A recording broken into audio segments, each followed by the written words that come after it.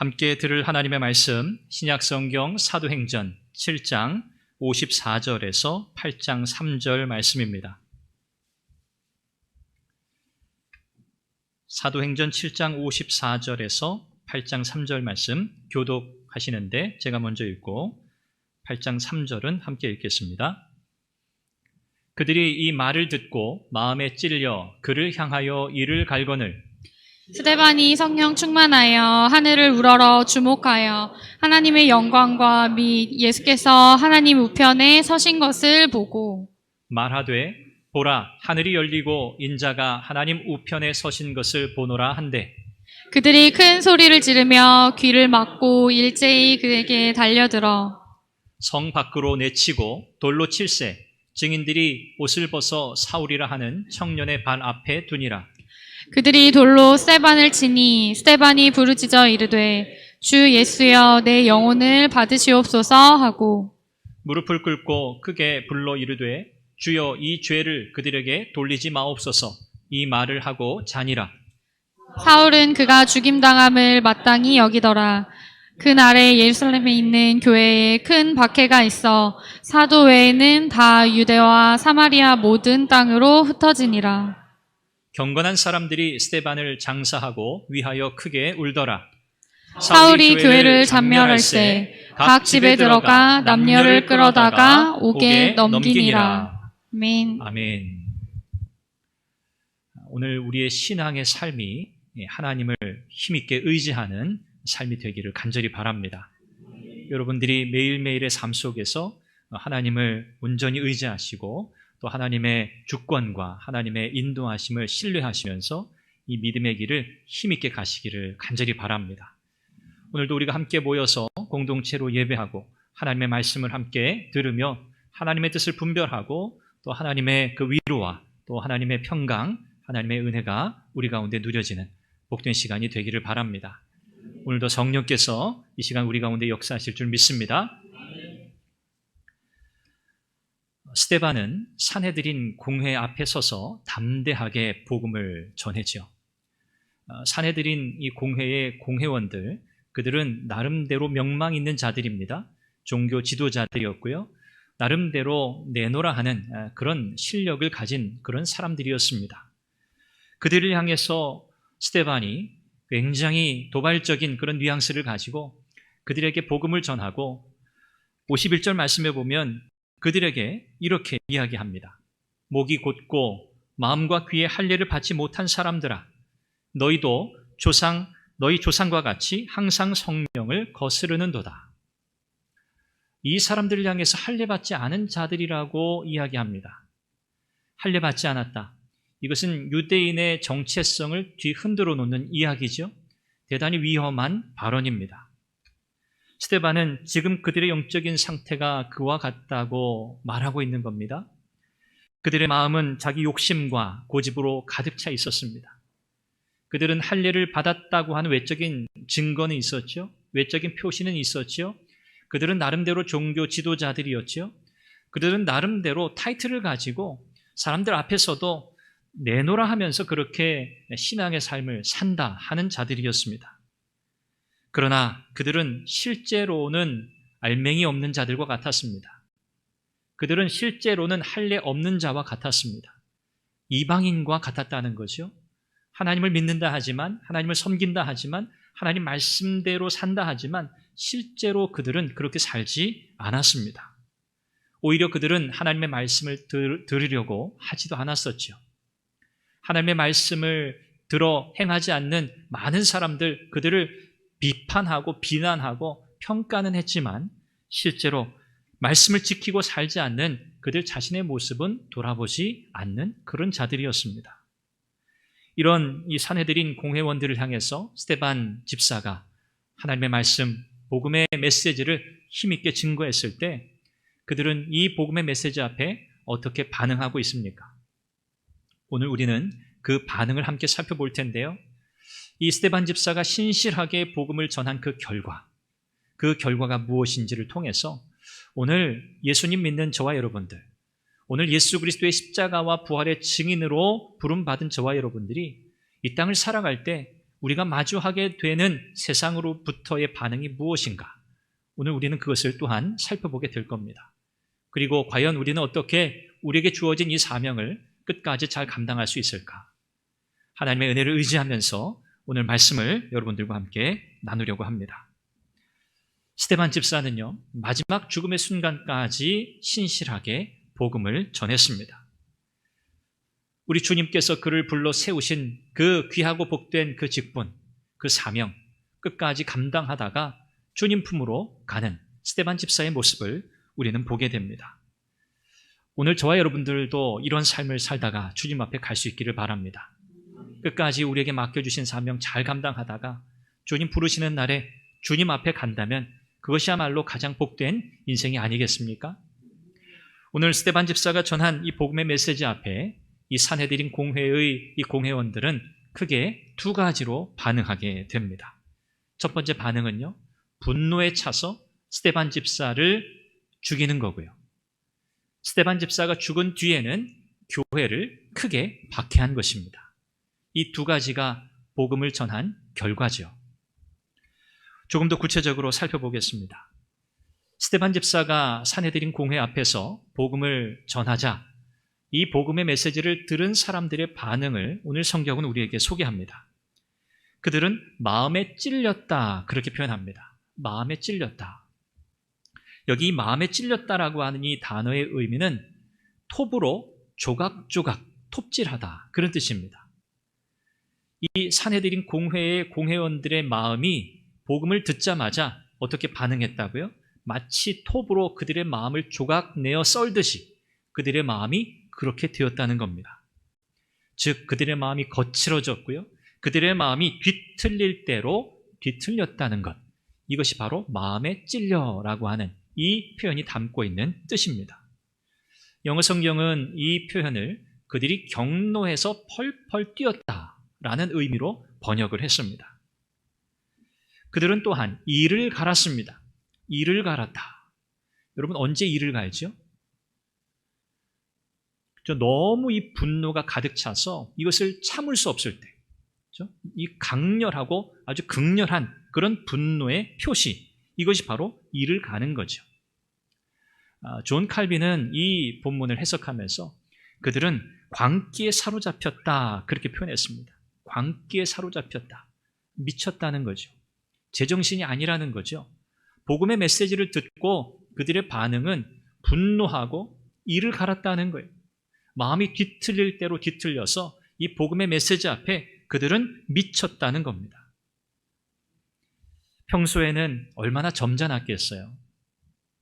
산헤드린 공회원, 이 공회원의 숫자가 70명이거든요. 70명, 그리고 이제 회장이 있고 의장이 있고, 그러니까 최소 71명. 대단한 사람들입니다. 그냥 뭐 아무나 불러 세운 그런 사람들이 아니에요. 굉장히 점잖고 덕망이 있고 사람들에게도 서로 선망의 대상이 되었던 그런 사람들이에요. 이런 사람들이 복음의 메시지를 듣고 어떻게 변합니까? 미친 사람처럼 변한 거예요. 이런 상황 속에서 스데반 집사는 성령 충만했다고 성경은 말씀합니다. 성령 충만했어요. 복음의 메시지를 전한 자는 성령 충만했어요. 그러나 그 복음의 메시지를 들은 사람들은 미쳐 날뛰었어요. 스데반 집사는 성령 충만해서 하나님의 영광을 바라보고요. 우리 주님께서 하나님 우편에 서신 것을 보았습니다. 예수님을 목격한 것이죠. 하늘의 환상에 압도된 스데반 집사는 자신을 향해 미쳐 날뛰고 있는 이 사람들, 이 무리들을 향해서 시선을 옮겨 이렇게 말합니다. 하늘이 열리고 인자가 하나님 우편에 서신 것을 보노라. 부활하시고 승천하신 우리 주님을 본 것이죠. 우리 주님은 하나님 보좌 우편에 앉아 계십니다. 우리가 사도신경에서 그렇게 고백하죠. 하나님 보좌 우편에 앉아 계신 주님, 거기서 온 세상 만물을 통치하시는 주님, 성경은 그렇게 우리 주님의 자리를 우리에게 말씀합니다. 그런데 오늘 스데반은요, 어떤 주님의 모습을 보고 있습니까? 하나님 보좌 우편에 앉아 계신 주님의 모습을 보는 것이 아니고요. 어떻게 하고 계신 주님을 보았어요? 하나님 보좌 우편에서 서 계신 주님을 보았습니다. 앉아 계신 주님이 아니라 서 계신 주님의 모습을 본 거예요. 예수님이 하나님 보좌 우편에 앉으셨다고 하는 그 표현은 여러 가지 의미를 가지고 있는데, 만물의 주관자, 통치자로 지금 다스리신다라고 하는 의미를 우리에게 전달하고요. 또 우리 주님께서 재판장으로, 심판주로, 장차 재림의 주로 오신다라고 하는 그런 의미도 담고 있습니다. 재판장으로, 심판의 주인으로 하나님 보좌 우편에 앉아 계시는 그 주님께서 지금 이 스데반 집사를 향해서 미친 듯 날뛰고 있는 이 산헤드린 공회원들의 그 따가운 눈총, 그 시선, 한 몸에 받고 있는 이 스데반 집사에게 우리 주님은 서서 계신 모습으로 보여주셨어요. 예수님께서 서 계신다? 이건 어떤 의미일까요? 예수님은 재판장이세요. 여러분, 재판정의 모습을 한번 머릿속에 그려보십시오. 재판장, 판사. 정 가운데 재판장인 주심 판사가 있죠. 그리고 또 양편에 또 부심 판사들이 앉아 있고요. 그리고 밑에는 원고, 피고, 검사, 변호사 자리가 정해져 있습니다. 재판장이신 우리 예수님께서 서 계신다? 이것은요, 재판장의 자리에서 내려와서 변호인의 자리에 서 계신다, 그런 뜻입니다. 지금 우리 주님께서는 스데반 집사의 어떤 자격으로 지금 계신다는 거예요?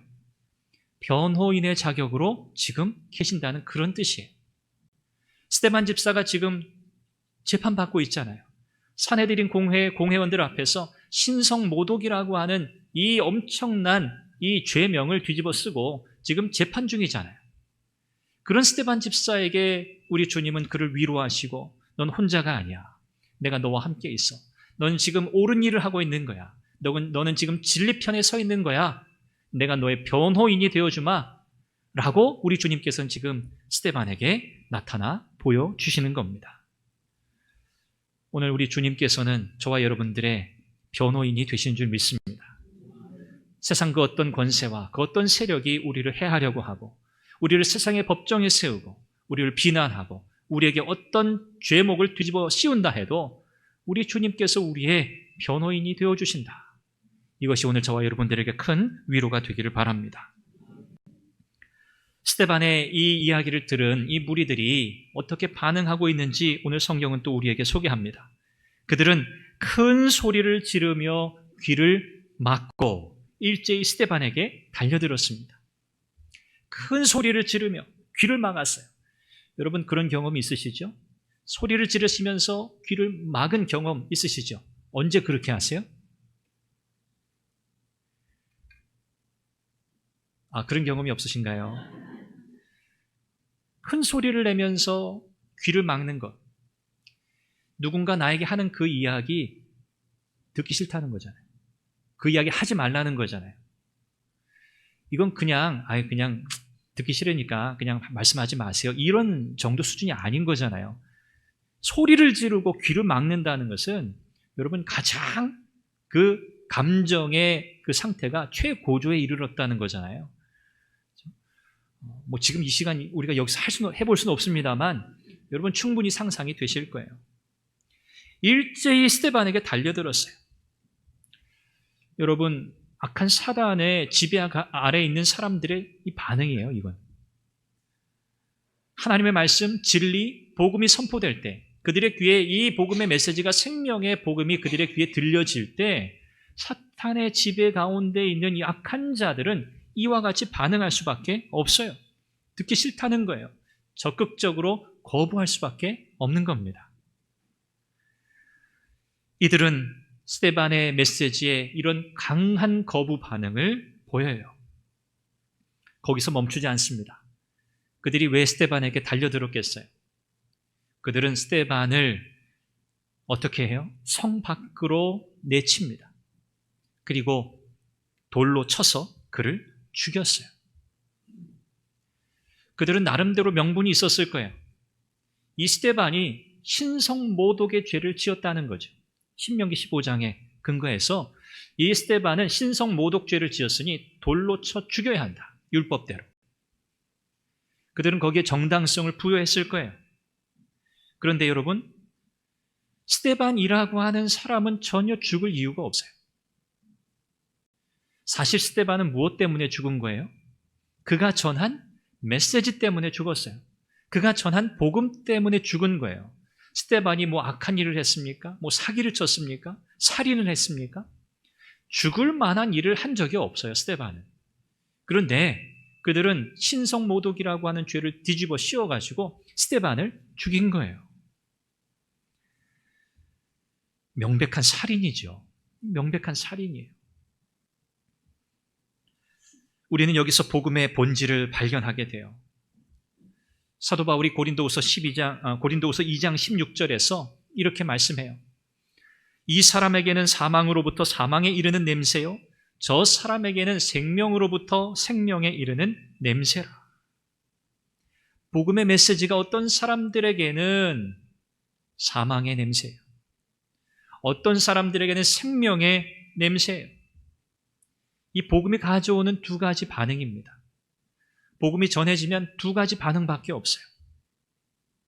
이 복음을 듣기 싫어서 거부하고 거절하든가, 아니면 그 복음의 메시지 앞에서 고꾸라져서 하나님 앞에 죄인됨과 하나님의 은혜밖에는 내게 소망이 없음을 인정하게 되는 두 가지 반응밖에는 없어요.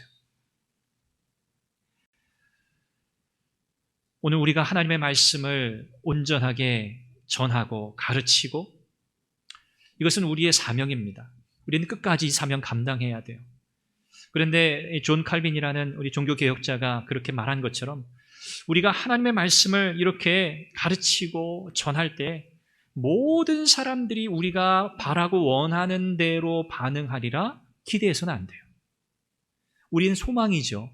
야, 내가 이렇게 복음을 전하고 내가 이렇게 말씀을 전하고 가르치면 사람들이 이 말씀 앞에 정말 은혜 받고 이 말씀 앞에 정말 하나님께 회개하고 돌아오는 이런 놀라운 은혜의 역사가 10번이면 10번 다 있으면 좋겠다. 사실 그건 우리의 간절한 바람이고 소망입니다. 그러나 사실 현실은 그렇지 않아요. 오히려 우리가 말씀을 신실하게 가르치고 전하고 우리가 믿음의 삶을 정말 잘 살아낼 때 오히려 우리는요, 그렇지 않은 자들과 충돌하게 되어 있어요. 이건 필연적인 일이에요.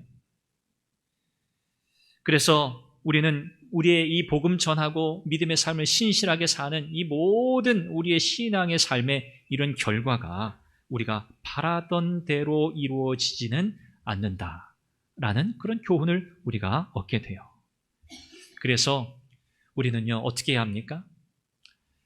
이렇든 저렇든 우리는 끝까지 이 복음을 전하는 거예요.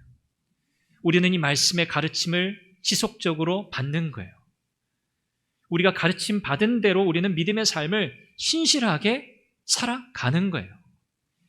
이것이야말로 우리가 해야 하는 일입니다. 우리가 마땅히 해야 하는 일이에요.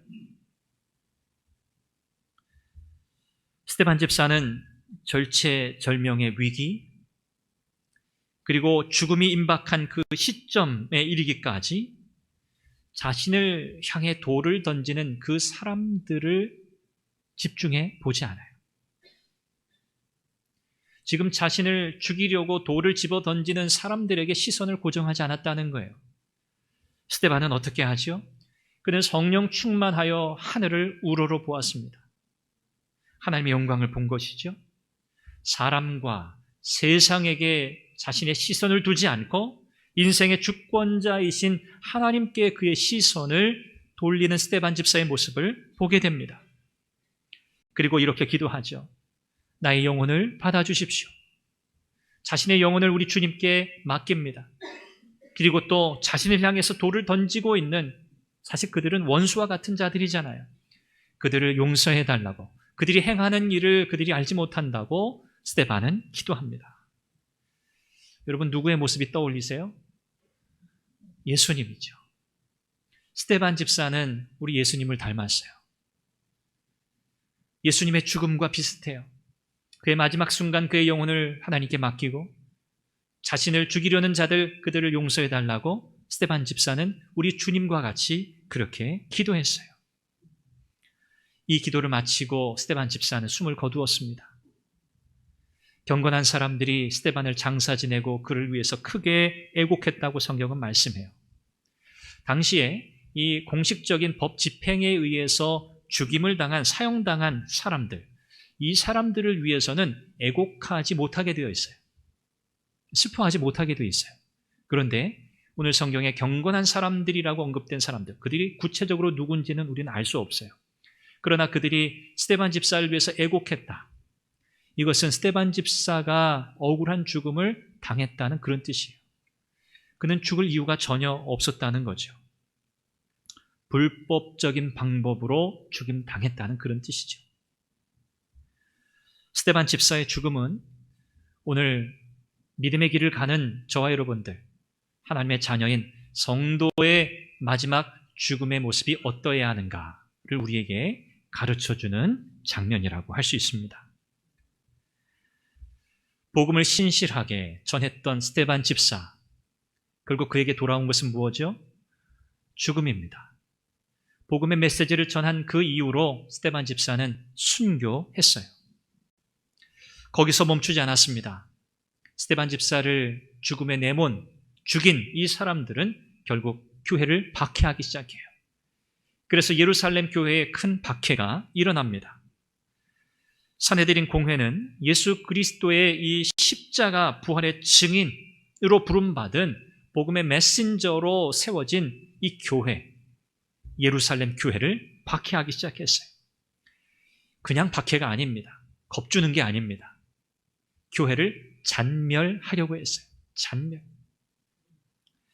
이 일에 앞장선 선도 인물이 있습니다. 그가 누구죠? 사울입니다. 사울.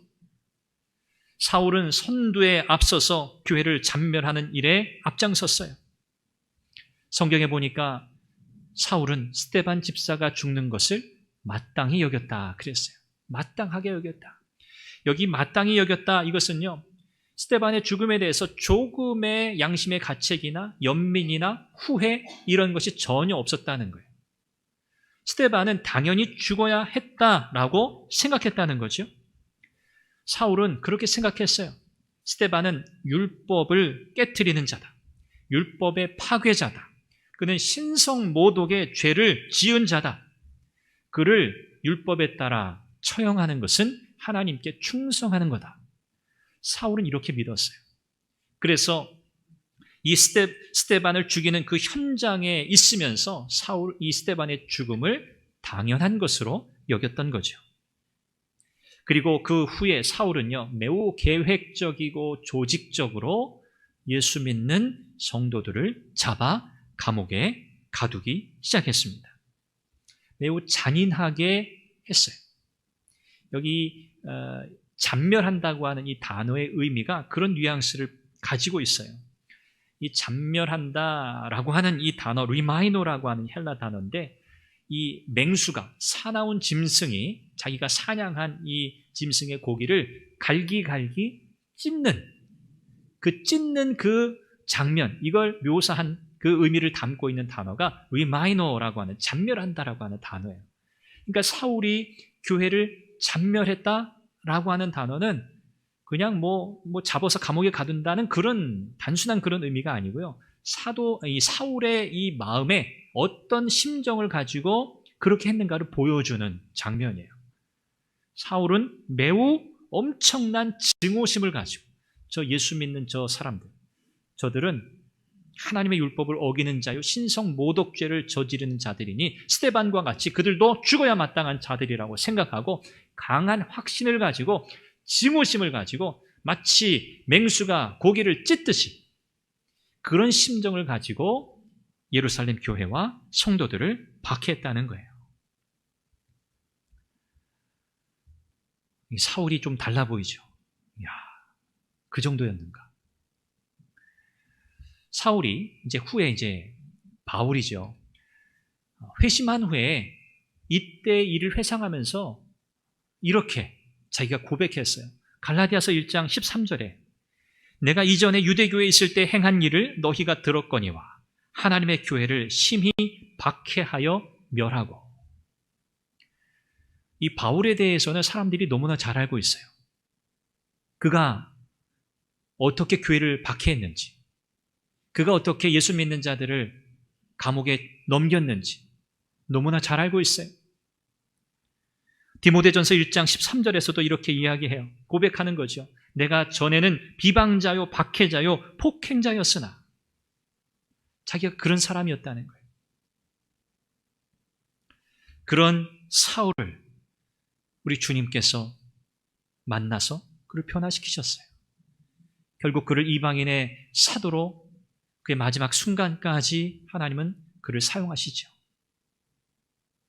우리는 이제 그의 모습을 이제 사도행전 이어가면서 만나게 될 겁니다. 이렇게 박해가 일어나니까 사람들이 흩어졌어요. 살아야 되니까 여러 지역으로 흩어졌어요. 그런데 사도들은 예루살렘 교회에 남았습니다. 아마도 사도들은 이런 확신을 가지고 남았을 거예요. 우리 주님께서 하셨던 말씀 기억했겠죠. 마태복음 10장 28절 말씀. 몸은 죽여도 영혼은 능히 죽이지 못하는 자들을 두려워하지 말고 몸과 영혼을 능히 지옥에 멸하실 수 있는 이를 두려워하라. 사도들은 이 주님의 말씀을 굳게 붙들었을 거예요. 그래서 이와 같은 엄청난 이 박해 가운데서도 그들은 남아서 그들의 할 일을 감당했던 겁니다.